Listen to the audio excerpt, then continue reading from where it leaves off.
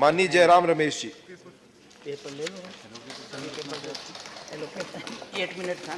Sir, when I was growing up, there used to be a very famous Hindi film song.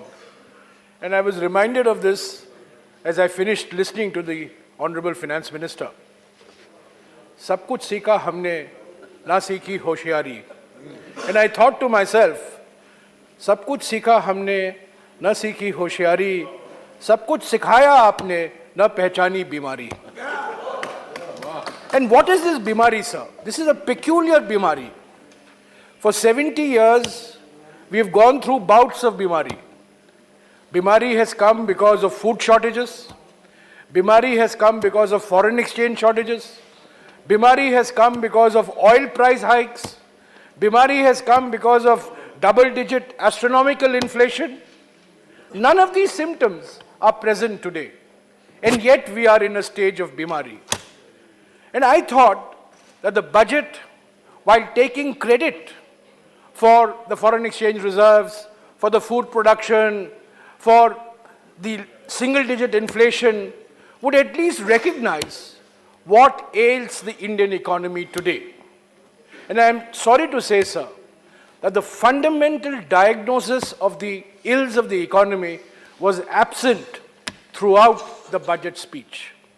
So I was in Bombay day before yesterday, and in Nariman Point, there is a very famous hoarding that used to be put up by Nana Chutsama, one-liner hoardings, which summarizes the feelings of the day. And on Friday, I saw the hoarding, the budget, strong on length, weak on strength. And I think that is a very good summary of what this budget is. Over 2 hours of the speech, but the fundamental malaise of the Indian economy is not addressed. And I will explain why, sir. So first of all, my sympathies are entirely with the finance minister, because over the past few years, budgets, the importance of budgets has been declining. We tend to give far too much importance to budgets, whereas in real world, the importance of budgets is not as great as it is made out to be. So in the last 3 years, the 3 big dhamaka announcements have all been outside the budget. Demonetization was outside the budget. GST, while it was mentioned in the budget, the implementation was outside the budget. And the corporate tax cuts recently announced in September before Howdy Modi in Houston was outside the budget. So finance minister's position is always a very tricky position, because ultimately the prime ministers can take the thunder away out of the budget, and this is what has happened. The importance of the budget has actually declined. So it's also true that over a period of time, multiple interest groups converge to demand things from the budget, and the finance minister's role is to intermediate the demands that come from different sources, both within government and outside government, keeping in view what the economic situation is. And therefore, my sympathies are entirely with the finance minister. It's not an easy job. It's the most difficult job in any government. And all budgets since 1947, sir, have been exercises in creative accounting, and this budget is also no exception. So what is the fundamental problem in India today as far as the economy is concerned? We don't have foreign exchange shortages. We don't have food shortages. We don't have double-digit inflation. We don't have galloping oil price. We don't have a weak government. We have a very strong government, and yet we have seen 6 consecutive quarters of GDP growth decline. GDP is not declining. GDP growth rate is declining. The most important reason why the GDP growth rate has declined is because investment rates are declining. Investment is not declining. Investment rate is declining. It's very important to make this distinction. Investments are rising, but the rate of investment expressed as a proportion of GDP is falling. Now, growth comes from investment. Investment comes from savings. And sir, the most serious problem in India today, which is unrecognized in the budget, is that savings rates are falling in India. We always used to take pride in the fact that India is a poor country, but our savings rate is very high. So India is now a middle-income country, low middle-income country, but our saving rates are falling. If savings rates fall, investment rates fall. If investment rates fall, GDP growth rate falls. And I would urge the finance minister to please pay attention to the central feature of the Indian economic malaise today, which is a fall in savings rates. These are not savings of governments. These are not savings of private companies. These are household savings. This has never been as low as they are today, and it is a matter of deep concern that this has been left unrecognized in the budget. So the finance minister said that this is an aspirational budget. So taking inspiration from the chairman, this is not an aspirational budget, it's a perspirational budget. And I'll tell you why it is a perspirational budget. Because it is based on a series of assumptions. I wish the Honorable Finance Minister luck. If these assumptions hold good, her budget is implemented. But the question we have to ask today, how realistic are these assumptions? In the light of what has happened in the last 2 to 3 years, is the Finance Minister justified in making these assumptions? So she is assuming a growth rate in tax revenues which is not borne out by experience. She is assuming a growth in disinvestment revenues that is not borne out by experience. The entire budget hinges on raising 210,000 crores, 210,000 crores from disinvestment, largely from LIC and IDBI. The budget assumes 133,000 crores as telecom spectrum charges coming to the government. These are all valid assumptions.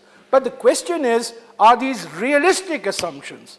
And based on what we have seen, I think, sir, these assumptions, the finance minister is perfectly justified in making them, but they simply fly in the face of what we have seen in terms of actual practice. This increasing resort to the use of nominal GDP as an indicator worries me, sir, and it should worry the finance minister. We always talk of real GDP, which means GDP adjusted for inflation. But now we are talking of nominal GDP.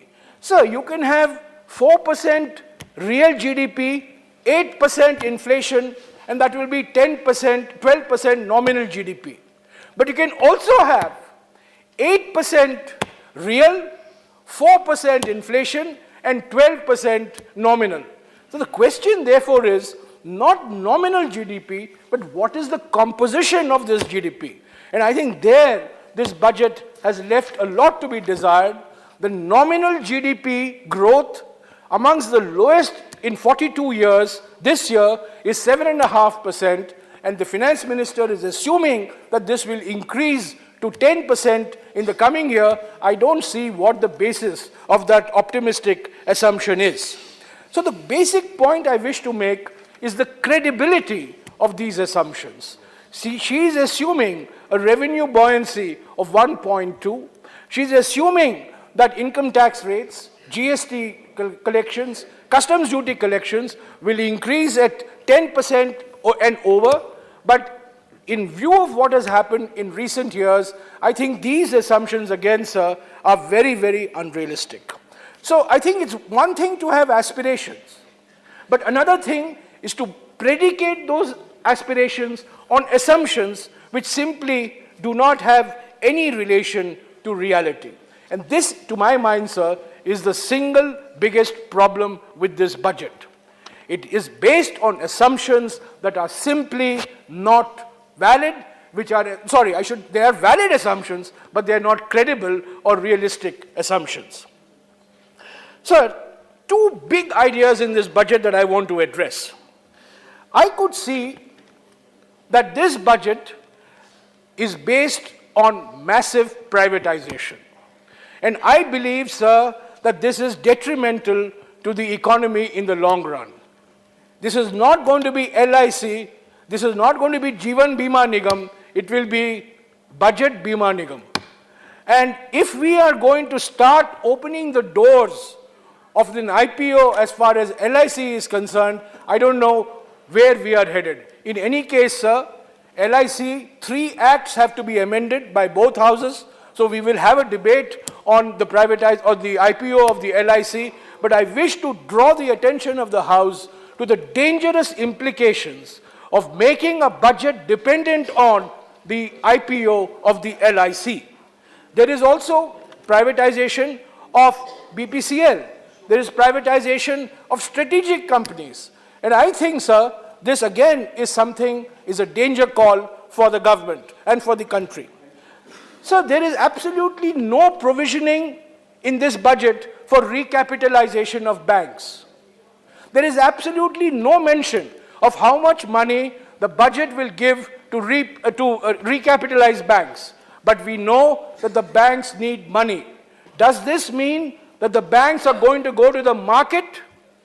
And I want to say, sir, that privatization can be of 2 kinds. Open privatization and hidden privatization. This is hidden privatization. You are telling the banks, I'm not going to give you money for recapitalization, go and raise it from the market. With the values of the banks being what they are not going to be able to raise it from the market. The only way they can raise it from the market is for government to reduce its equity to below 50%. Is that what the government is proposing? If you want to do it openly. Why this backhanded way of privatizing? So I believe, sir, this entire privatization philosophy of the government is deeply, deeply dangerous and should worry all of us. The second dependence in this budget is on foreign investment. Sir, I am amazed that a party that criticized 1991 reforms for opening the doors to foreign investment is today opening the door even more on the assumption that foreign investment is going to bail out the Indian economy. Sir, no economy in the world, including China, has grown on the strength of foreign investment. It is domestic investment that drives the economy. If domestic investors are unhappy, foreign investors are unlikely to be happy. So FDI, as I have said before, and I don't mind repeating it, FDI should be not foreign, it should be replaced by DI, which is domestic investment. And if the domestic investment is not forthcoming, growth is not going to be forthcoming. Which brings me, sir, to my last point. Why is domestic investment so sluggish? Investments are increasing, but investment rates are not increasing. And if we are aspiring to be a $5 trillion economy, and I hope all those who speak of 5 trillion recognize and remember the number of zeros in that 5 trillion, because I laugh when many people tell me $5 trillion economy. Trillion is not even an Indian concept.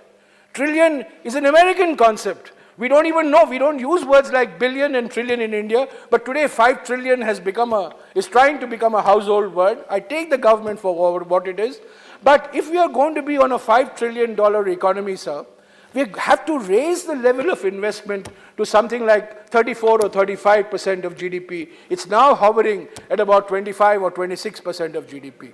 Why are investment rates falling? And I think the most important point to recognize is that sentiment is very negative today. So what is sentiment? Sentiment is psychology. Why are people not coming forward to invest? You have a strong government, you have a strong prime minister, you have foreign exchange reserves, you have no food shortages, you don't have double-digit inflation, so why aren't people investing? And in my view, sir, people are not investing because of 4 words. F-E-A-R. They're not investing because of fear. They're afraid of taxmen, they're afraid of tax laws, they're afraid of discretionary powers with government institutions, and people are sitting on cash mountains, and they would rather prefer to sit on cash than they would actually invest. So I think the real issue of the economy which needs to be addressed is investor sentiment, is investor confidence. And why that confidence is not there, why that sentiment is so negative, is something that the finance minister must pay attention to. So there are two more points and I'll finish. There is a simplification of the direct taxes. So this is the first time I'm seeing a simplification through complication. It's a simplification through complication. It took me a lot of time to understand. The basic principle is very simple. You remove all the exemptions, you have a low tax rate. It's an unexceptionable philosophy. Remove all exemptions and settle for a low tax rate. But sir, the way it has been done, into my layman's mind, when you have 5 slabs and you bring it down to 3 slabs, that is simplification. 5 slabs going to 7 slabs is complication. It's very simple. So what has been attempted in the name of simplification is complication. It would lead to increased employment amongst chartered accountants. They will be the biggest beneficiaries of this move in the budget. But I hope that the finance minister, the roadmap that she has announced in the budget, which is lower taxes, no exemptions, that remains the watchword as we move ahead on this road to lower taxes. So the finance minister has also claimed credit for transparency. Yes, it is true that off-budget borrowings are being reflected explicitly for the first time in the budget, and I welcome that. But, sir, when you can't compare allocations of this year with expenditure of the previous year in a budget document, that is not transparency. When you read pages and pages of budget documents and you can't make any sense of whether allocations have fallen with respect to revised estimates or budget estimates of the previous year, so that is not transparency. And I would request the Honorable Finance Minister, if you really want to make budgets transparent, there is only one way of making budgets transparent, which is to move from the cash system to the accrual system of accounting. 75 countries in the world have moved from the cash system of accounting to the accrual system of accounting. You have bit the GST bullet, you have bit the demonetization bullet, bite this bullet as well, and you will see that there will be a considerable transparency that will be forthcoming as far as budgets are concerned. So finally, sir, I don't want to be too critical of the budget because I know the limitations under which budgets are prepared, but I do want to end by saying that the states have got a raw deal. We are the Council of States, and we should be concerned that systematically states in India are being asked to bear the losses, and when there are gains, they accrue to the center. 50% of the losses are borne by the states, 30% of the gains accrue to the states. So this is an untenable proposition. I raised this in a 0 hour last week that the government announced 42% of all gross tax revenues will be devolved to states. We welcomed it. It was a game changer, as the Prime Minister called it. But I want to ask the Honorable Finance Minister, in this year, how much gross tax revenue has been devolved to states? It's 30%. It's not 42%. In the last 3 years, how many gross tax revenues have devolved to states? It's not 42%, it's 35%.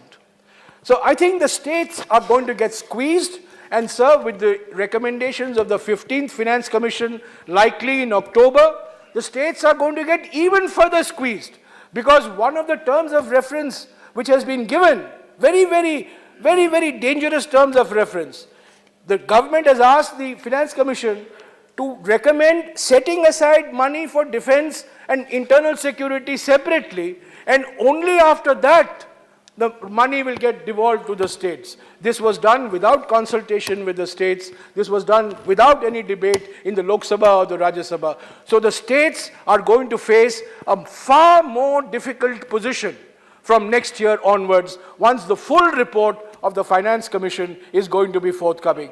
So if you want to build a $5 trillion economy, you have to have strong states. You have to have strong state finances, but the direction, I'm afraid, is completely in the opposite way.